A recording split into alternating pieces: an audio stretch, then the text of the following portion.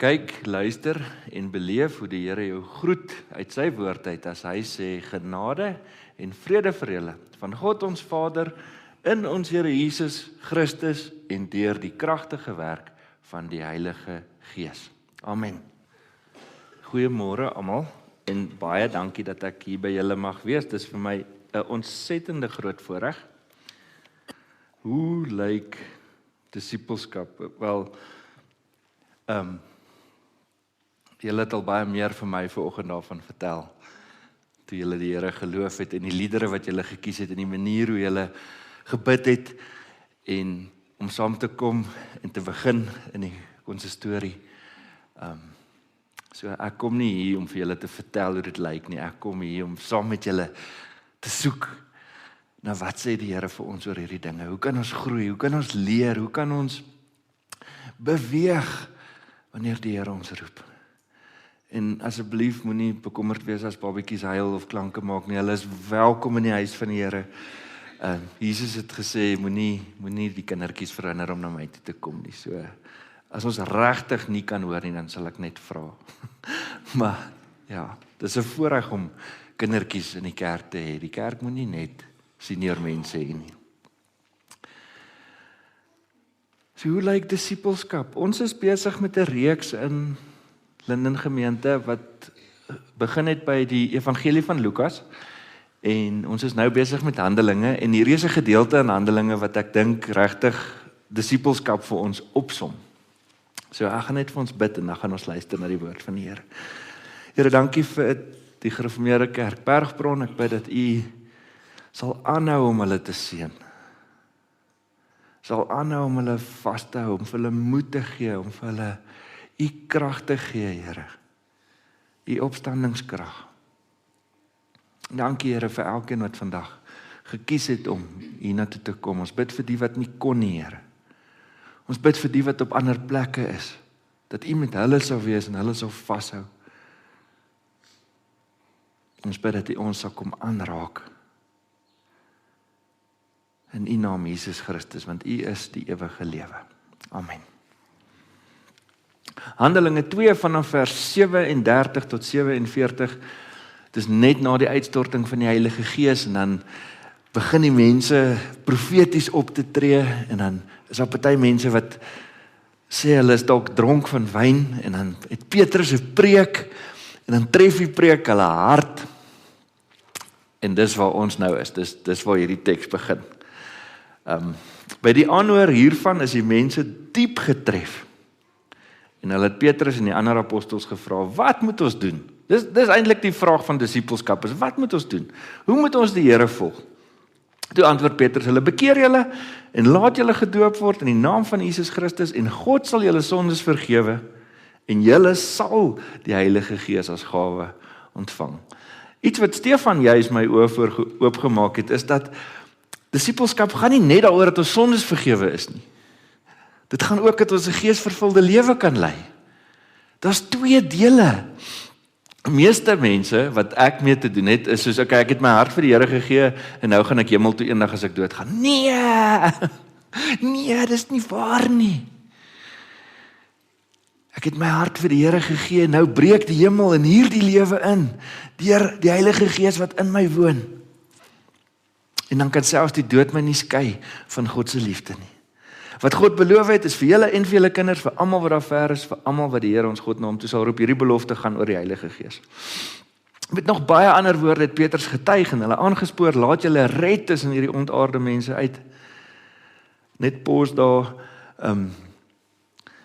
Dis interessant dat die Bybel sê, laat julle red tussen hierdie ontaarde mense uit. As die regering verkeerde goeders doen, dan wil ek ook verkeerde goeders doen. As ek nog een pothol sien, dan wil ek iemand kliphard met 'n sambreel totdat hy die pothol gaan regmaak. Of as daar nie water is nie, of as daar nie krag is nie. En dit reën en dit ysreën en dit hou net aan. Maar die Here sê die teenoorgestelde. Hy sê oorwin die kwaad met die goeie. Hy sê as daar korrupte mense is en mense wat ontaard is, werk aan jou bekering. Dis hoe jy teen dit gaan. Die wat sy woorde aangeneem het, is gedoop. Omtrent 3000 mense is op daardie dag by die getal van die gelowiges gevoeg. God hou daarvan dat die kerk groei. Hulle het hulle heel hartig toegelê. So hoe het hierdie mense gelyk toe hulle tot bekering gekom het? Hulle het hulle heel hartig toegelê op die leer van die apostels, die onderlinge verbondenheid, hulle saamwees, gemeenskaplike maaltyd en gebede. Die apostels het baie wonders en tekens gedoen en dit het almal met 'n diep ontzag vervul. Al die gelowiges was eensgesind en hulle het alles met mekaar gedeel. Hulle het hulle grond en hulle besittings verkoop en geld aan almal uitgedeel volgens elkeen se behoefte. Hulle het almal elke dag getrou by die tempel by mekaar gekom. Hulle het van huis tot huis die gemeenskaplike maaltyd gehou. Hulle kos met blydskap en alle eenvoud geëet. En God geprys en die hele volk was hulle goedgesind. Hulle huise was hulle kerk. Hulle het kerk gehou in hulle huise. En hulle was opgewonde en vir die eerste keer in die geskiedenis van die wêreld kon 'n slaaf en 'n Romein en 'n Jood en 'n man en 'n vrou en 'n kind almal saam die Here dien. Daai samelewing het so gewerk, daar was laer, dit was gestratifiseer gewees, amper soos in Indië, wat jy die kastestelsel het. En hoe die wêreld gewerk het, is hierdie lae mag nooit meng nie. 'n Bediende en 'n huiseienaar mag nie saam eet nie. Want nou bring die bediende die huiseienaar af op een of ander manier. Dis hoe die wêreld daai tyd gewerk het. Mens noem dit 'n honor and shame culture. Die Afrika kultuur het bietjie nog van dit in. Maar slawe was, nee, nou word 'n slaaf 'n broer in die Here. Nuwe radikale nuwe manier hoe die koninkryk werk. En die Here het elke dag mense wat gered word by die gemeente gevoeg.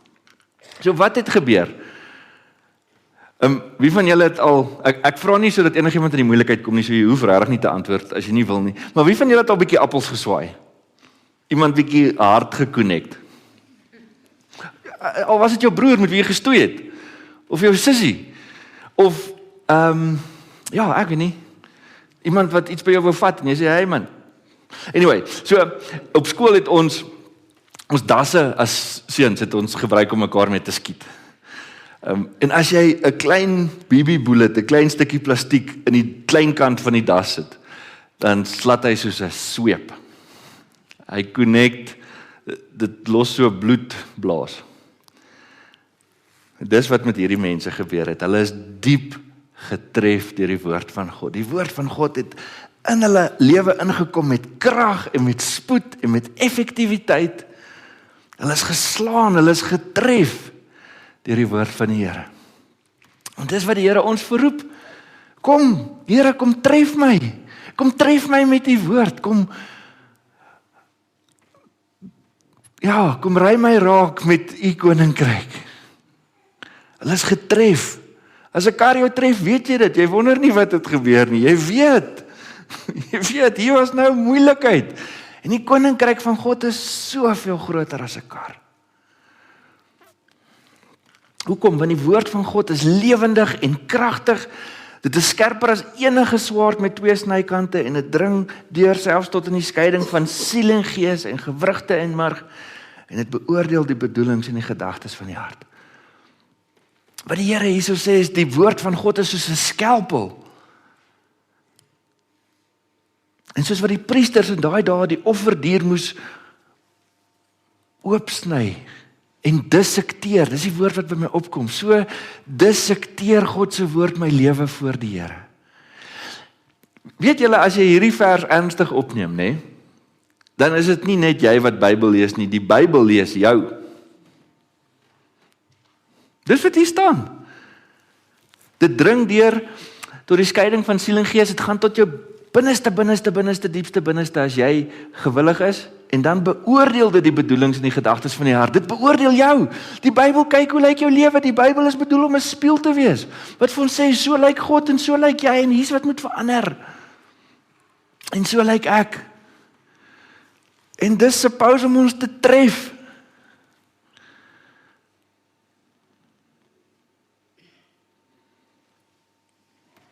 En is interessant vir my dat Petrus begin nie by, want so lief het God die wêreld gehad nie. Hy begin by bekeer julle En dan sal jy in jou bekering sal jy God se liefde ervaar. Natuurlik is God se liefde eerste. Ek het julle eerste lief gehad, natuurlik. Maar dis nie waar ons proses van disippelskap begin nie. Ons proses van disippelskap begin by bekering. En bekering beteken om terug te draai na die Here toe, om weg te draai van dit wat verkeerd is. Om op te hou as ek my vrou slaan, om op te hou om te veel te drink, om op te hou om iemand se goed te vat. Hoekom? Nie omdat ek bang is nie, omdat God goed is. Hy wil my deur sy goedheid tot bekering lei. Bekeer julle, dis waar dit begin. Die woord tref die mense, dan vra hulle wat moet ons doen, en dan sê Petrus die antwoord, bekeer jou. En hier is die mooi ding, né? Klaagliedere 5:21 is een van die mooiste dinge in die Bybel. Hierdie gebed, Here, bekeer U ons tot U, dat ons bekeer kan wees. Here, gee vir my 'n hart van bekering. Here, gee vir my die vermoë om te wil bekeer. Gee vir my hartseer oor my sonde en gee vir my, laat my die pyn sien. Die pyn sien, dit het Jesus aan die kruis gesit. Dis horrible. Dis vieslik. Dis nie vieslik om my te shame nie. God het dit gekoop met sy bloed, dis sodat ek dit vir hom kan gee. Sodat ek dit vir hom kan gee. Here, bekeer my, gee vir my 'n hart wat draai na U toe, gee vir my 'n nek wat buig voor U. Gee vir my knieë wat sak voor U. 'n Gewillige hart. Ek nie hardnekkig en hardkoppig is nie. Ek en Pieter is op 'n manier familie en my ma is albei in Nederland. My ma en my pa is in Nederland gebore. Ek het ook 'n Nederlandse paspoort. Maar ons Nederlanders is hardkoppig. Ons like dit om te stry. Dit vat lank vir my om oor sekere goed tot bekering te kom en dit is seer, dit is duur. Maar dit is goed. Dit is goed. Dit is waarvoor die Here betaal het, dat ek mag bekeer. Net uit my eie lewe uit. Ek is nou 43, ek het 2 dogtertjies, een is in graad 9, een is in graad 5. My hele lewe lank het ek gedink, daar is shame daarin om vir die Here my sonde te bely. Waar ek nou is in my lewe, voel ek, hy is die veiligste een om dit voor te vertel. Hy was daar toe ek het gedoen het. Hy het dit betaal, dit behoort aan hom. Hy gaan nie daaroor skinder nie. Hy gaan nie met dit rondhardloop nie. Hy gaan nie homself laat probeer belangrik wees daaroor nie. Hy gaan dit nie teen my hou nie. Confession is an act of worship.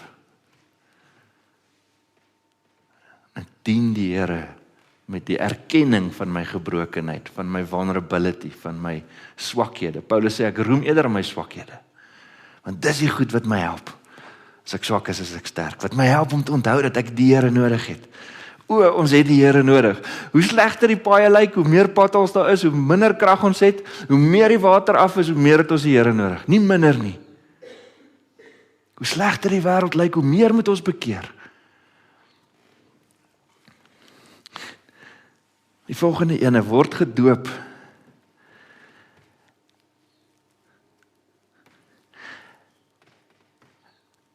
Ek dink, ek gaan dit vir julle sê, en jy mag van my verskil, maar ek dink die doop gaan nie oor kindertjies of oor groot mense nie. Ek dink die doop gaan oor Jesus. Ek dink, as ouers 'n kind bring en sê, Here, help ons om hierdie kind groot te maak, om 'n disipel te wees, dis fabulous. En as iemand iewers in hulle lewe sê, Here, ek kies om U te volg, dis fabulous. Dis fabulous, en ons moet nie in die pad van hierdie goed staan nie hierdie kant toe of daai kant toe nie. Dis my opinie. Deur die doop is ons immer saam met hom in sy dood begrawe. Die doop is 'n watergraf, jy verdrink. Jou ou mens verdrink. Vrek, ou mens, vrek. En moenie terugkom nie. Bly daar, jy's nie 'n zombie wat kan terugkom nie. Sodat Christus deur die wonderbaarlike magstaat van die Vader uit die dood opgewek is, ons ook 'n nuwe lewe kan lei. Dan kom jy saam met Jesus uit die doopwater uit op. En jy is skoon gewas, jy is nuut, sonder vlek of rimpel, en nou leer jy om in hierdie nuwe identiteit in te leef. Beteken nie jy maak nie meer foute nie. Wat beteken jy kan uit jou foute uit leer? Leef nuut. Leef anders. Hy sê, hulle is getref deur die woord van God. Wat moet ons doen? Bekeer julle, laat julle doop, en dan wat sê dit? Wat het die teks gesê? Wie kan onthou?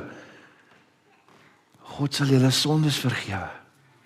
Nie omdat jy jouself laat doop het nie. Dis nie wat ons sondes vergewe nie. Wat ons sondes vergewe is wat Jesus aan die kruis gedoen het. Jesus het betaal vir dit. Maar ons moet daai waarheid van wat Jesus vir ons aan die kruis gedoen het, deel maak van ons harte en van ons gedagtes. Aan God die Vader van ons Here Jesus kom toe al die lof. In sy groot ontferming het hy ons 'n nuwe lewe geskenk deur die opstanding van Jesus Christus uit die dood uit. Nou kan ek nuut lewe. Nou kan ek mense vergewe wat my verontreg het. Nou kan ek kies om nie bitter te wees nie. Nou kan ek kies om nie negatief te wees nie. Nou kan ek kies om my hartseer en my pyn na die Here toe te vat en vir die Here te vra, Here, haal hierdie klipharde hart uit my hart uit en gee vir my 'n sagte hart van vleis wat kan klop met die krag van die Heilige Gees. En as ek iemand weer moet vergewe vir dieselfde ding en weer moet vergewe 70x7 keer vir dieselfde ding, dis okay. Want God het my vergewe. Dis moeilik om te vergewe. Don't get me wrong. Vergifnis is 'n bonatuurlike saak. Dis supernatural.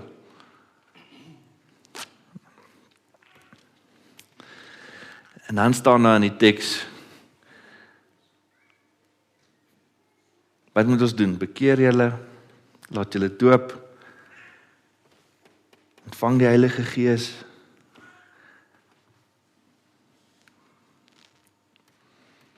Wie sit op die troon van my hart?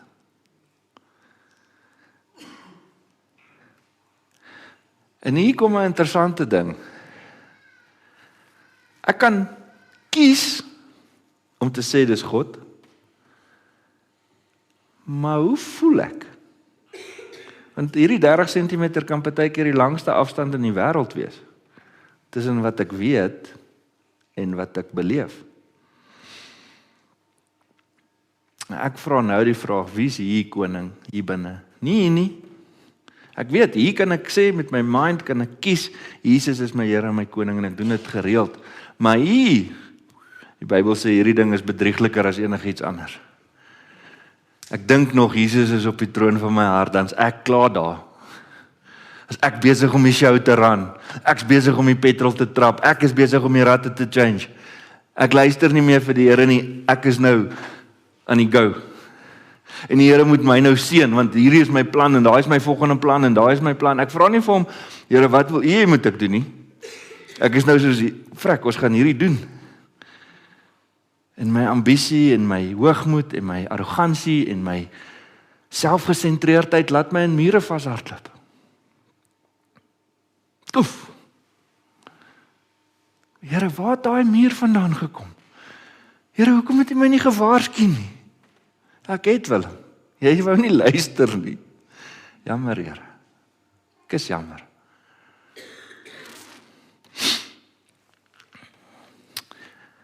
Moet julle nie aan drank te buite gaan nie, daarmee gaan losbandigheid gepaard nie. Laat die Gees julle vervul en sing onder mekaar psalms, lofgesange en ander geestelike liedere. Sing met julle hele hart tot eer van die Here. Ek love hierdie vers. As ek al te veel gedrink het in my lewe, wat dit doen is, dit beïnvloed hoe jy loop.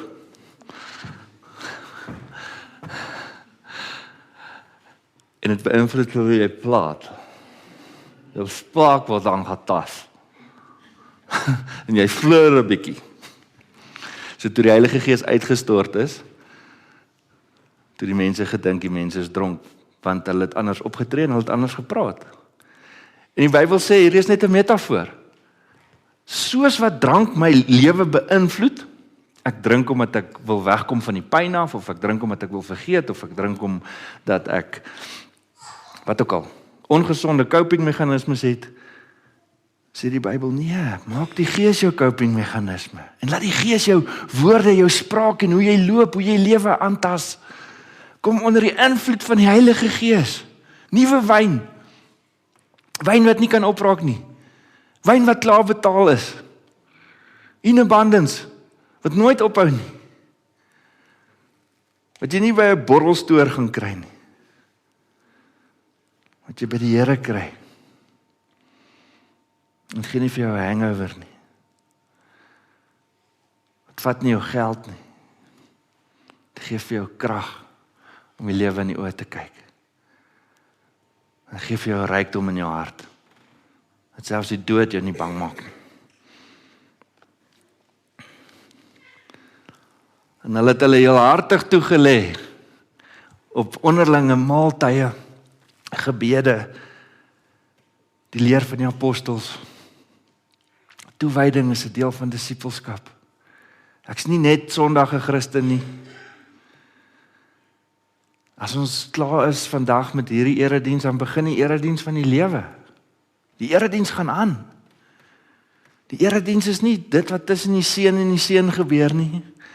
Hierdie is net ons team talk, is ons spanpraatjie, hierdie is ons locker room. Hierdie is die plek waar jy moet kom ammo kry om te gaan fight. En ons moet nie met mekaar fight nie. Friendly fire is nie 'n goeie ding in die kerk nie. En hoe skiet jy my van agteraf? Wat maak jy? Skiet op die vyand, as jy mal.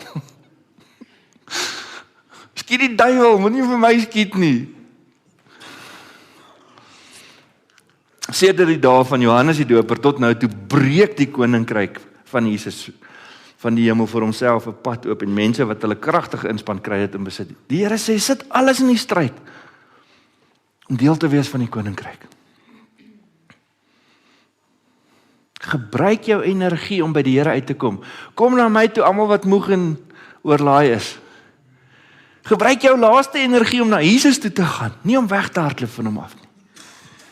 Kom na my toe as jy dit nie maak nie, sê die Here. Kom na my toe as jy stikkend is, as jy hoop nodig het.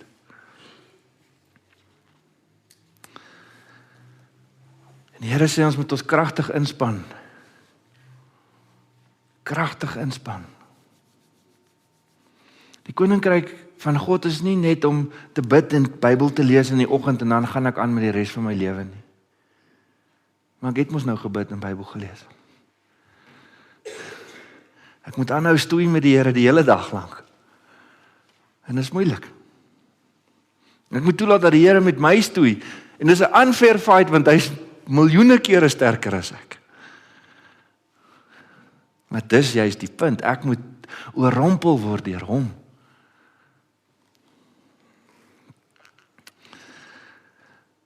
Ons moet gesond bly, ons moet ons geloof in stand hou. Ek weet nie wie van julle het 'n smartwatch. Okay, op daai smartwatch is daar 'n app, partykeer. Ek weet nie, maar wat vir jou sê jy het soveel suurstof in jou bloed en jou hart klop so vinnig en jy's so moeg en al hierdie goeters, hy meet jou gesondheid. Jy moet water drink, hy gee vir jou herinnering. Jou foon kan dit ook doen. Hy watch meet sekere goeters van jou gesondheid. Maar hoe meet 'n mens gesondheid? Daai watch kan sê ek's 100% gesond en ek loop rond met breinkanker, ek het 'n gewas in my kop. En ek dink ek's 100% gesond. Jy sien, gesondheid gaan oor wat jy meet. En ons moet meet wat waar is in ons geloof. So ek kan meet. Ja, ek bid. Ek lees die Bybel. Nou sê ek vir myself soos 'n horlosie, ja, my geloof is Shanana. Klop dusselboom. Maar dalk het ek kanker in my hart oor mense wat anders is as ek. Of wat ook al. Ons moet besig wees met gesonde inhoud. Enigeen van julle wat al kinders grootgemaak het of kinders het, sal weet, jy kan nie vir jou kind net gee wat hulle wil hê nie. Jy moet ook vir hulle gee wat hulle nodig het. As jy vir jou kind net gee wat hulle wil hê, gaan hulle net jelly tots en roomys eet, en dan kry hulle suikersiekte en dan gaan dit vir hulle 'n probleem wees. Dan kry hulle gangrene, dan kan hulle nie meer hardloop nie. Dit word net al hoe erger. En dit is dieselfde met ons geloof. Ons moet die regte goeters mee besig wees. Daar's baie nonsens op YouTube. Oor die Here, oor die Bybel, oor engele, oor scrolls, oor die hemel, oor enige ding. Enige ding. En enige Jan Rapp en sy maat stuur 'n WhatsApp oor enigiets. Weet jy hierdie ding gekry? Iemand het vir my gestuur dat COVID is nie 'n virus nie. Dit is 'n bloeddogter van Satan self, is 'n demoon. Nou sê ek soos, hang on, natuurlik die duiwel is betrokke by siekte, verseker, maar jy kan nie dit so hanteer nie. As die Bybel dit nie sê nie en sê, verstaan, hoe moet hierdie ding ons kan toets?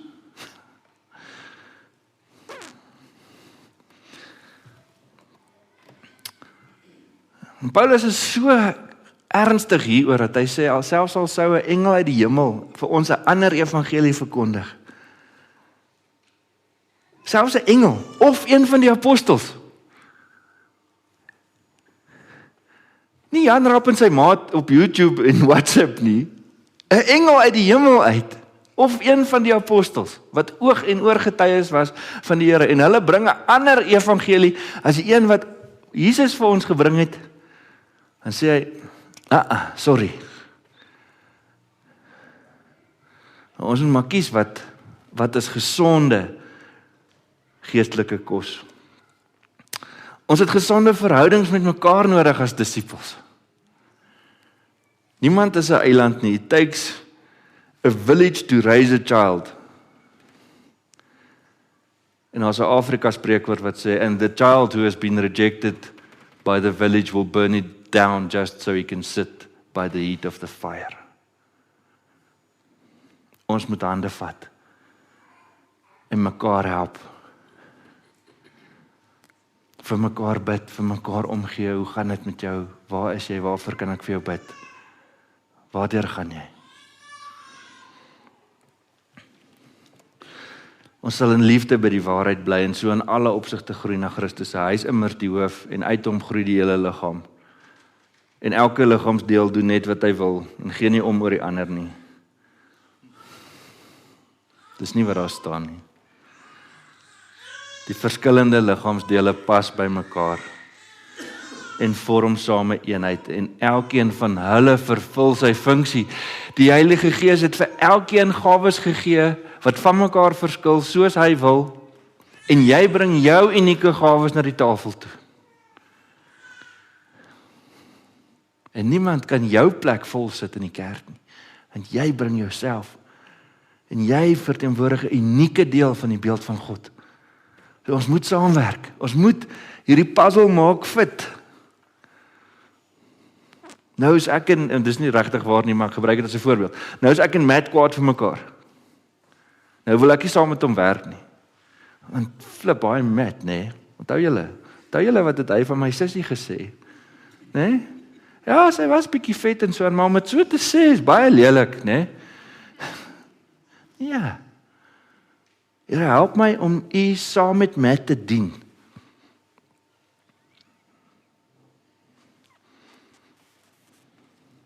Want Matt het 'n gawe om te sing en om worship te lei wat ek nie eers van kan droom nie.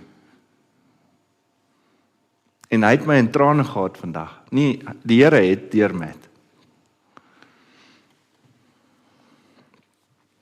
Gesonde aanbidding.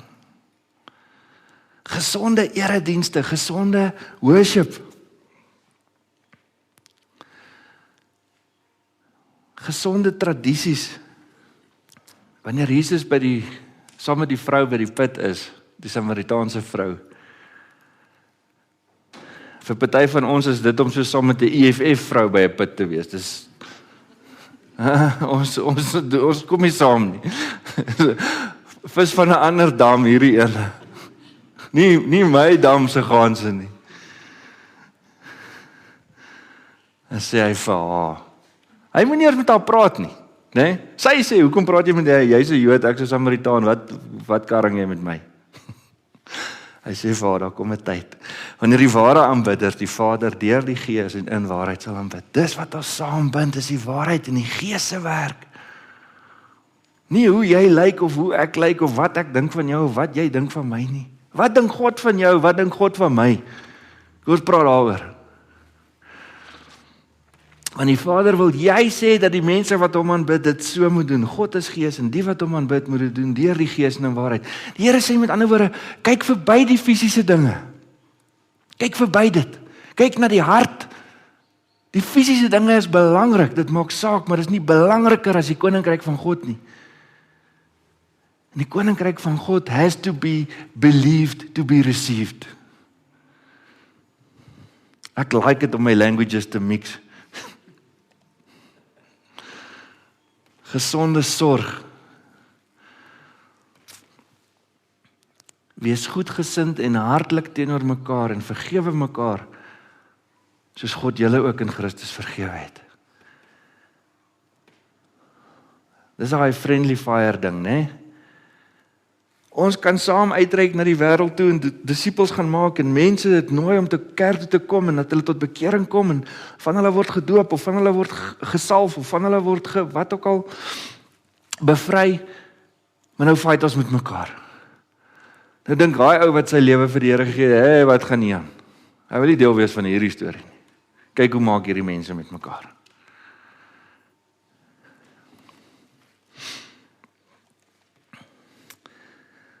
Gesonde groei.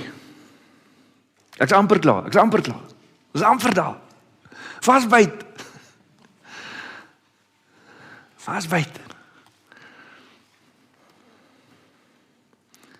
Hoe groei die kerk?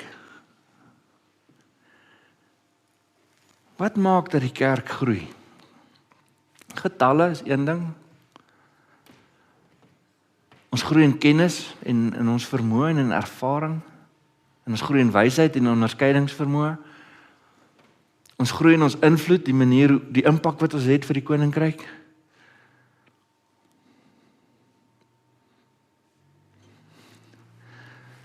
As ons na ons kinders kyk hoe hulle groei, dan maak ons potloodmerkies en hierdie jaar was Kara so lank gewees en Lila was so lank gewees en dan 'n jaar later dan Kara is nou so lank en Lila is nou so lank. Maar as dit die groei wat ek wil meet daai, wat het jy van die lewe geleer, my kind? Waar het jy geval? Wat was vir jou moeilik? Waar het die Here jou opgetel? Waar het hy jou nuut gemaak? Wat se oorwinnings het jy gehad? Dat jy langer geword het is fabulous, want jou liggaam is 'n tempel van die Heilige Gees en dankie Here vir gesondheid. En dankie vir kinders wat groei. Maar hoe gaan dit met jou hart ook? Hoe gaan dit met jou gedagtes? En die kerk groei deur wat Jesus doen. Dis wat die kerk laat groei. Dis nie ons wat uitreik of ons wat gehoorsaam is nie. Dis Jesus wat sy kerk bou. As die Here die huis nie bou nie, swoeg die wat daaraan bou te vergeefs. God bou self sy kerk. Hy stuur mense hierheen met 'n plan, met 'n doel, met waardigheid, met respek. En party van daai mense kan uit baie lelike omstandighede kom. Dit is moeilik. Maar dit is die moeite werd want dit gaan oor hom. En ek sê vir jou, jy is Petrus en op hierdie rots sal ek my kerk bou. God bou sy kerk deur mense. En die magte van die doderyk sal dit nie oorweldig nie. Letterlik staan daar die poorte van die hel sal nie bestand wees teen die kerk nie. Nou hoe werk dit dan nou? Ons weet, die owerste van hierdie wêreld is die duiwel. Eintlik is God is die almagtige een, so daar's 'n power struggle aan die gang. En dan is daar poorte. Dis tyd en ruimte en nou gaan die kerk deur tyd en ruimte saam met God deur hierdie wêreld tot by 'n nuwe hemel en 'n nuwe aarde. En wat Jesus sê is die hel is nie bestand in die kerk nie. Die donkerte kan nie die lig uitjaag nie. Al is dit hoe donker, as die lig aansit, al daai donker weg. Net weg. Daar's nie 'n opsie om te bly nie.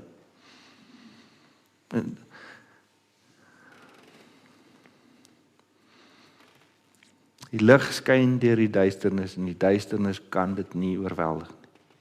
En sal nie en sal nooit nie. Want Jesus is die lig vir die wêreld. Hy is die lig wat my gedagtes nuut maak, wat my hart weer verhelder wanneer dit donker word binne in my.